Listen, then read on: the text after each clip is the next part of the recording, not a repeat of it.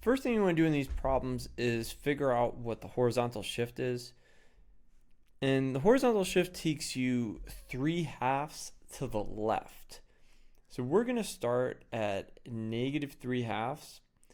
And then if we want to do a full period, well, the period would be 2 pi over pi. So that would get you 2.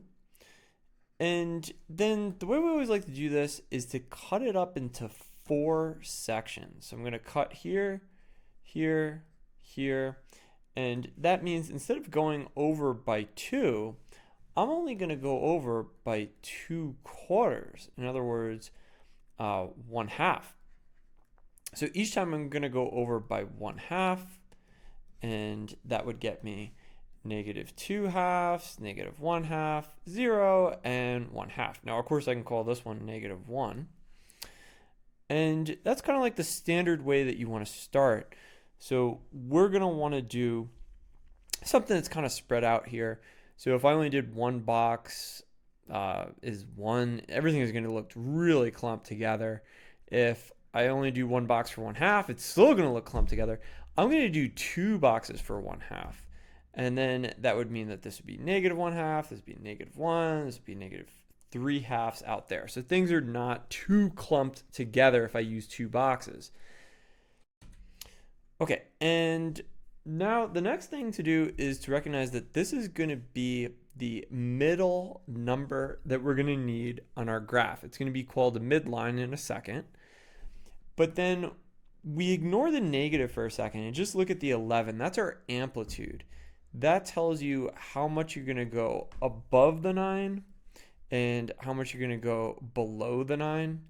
So you're going to add 11 and that'll get you up to 20. You're also going to subtract 11 and that'll get you -2.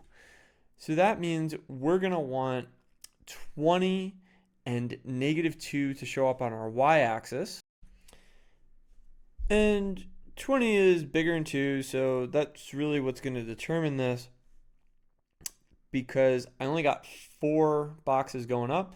So I'm going to call this one 20, and then everything's going to be going by 5. So 5, 10, 15.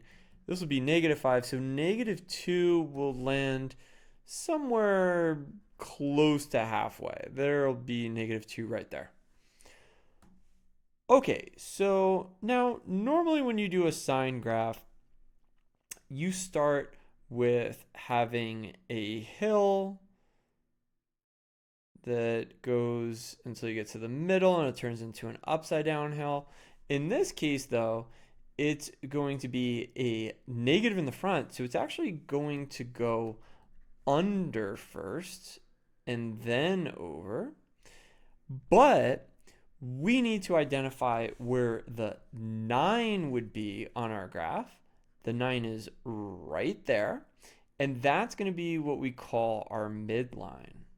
And when you're doing a sine graph, you want to put a point at your left endpoint of your cycle, and also at the right endpoint, it will come back to the same point. Halfway between, it will also hit that midline. But remember, we said we're going under first.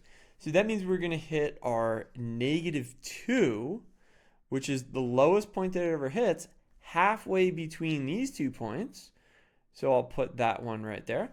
And then we're also going to hit our maximum halfway between these two. So that's at 0. And now we are capable of saying goodbye to this video, except for the fact that I did a pretty crappy job there. So let me just fix it. Okay, there you go. Now we can say goodbye. We graphed one cycle. Later.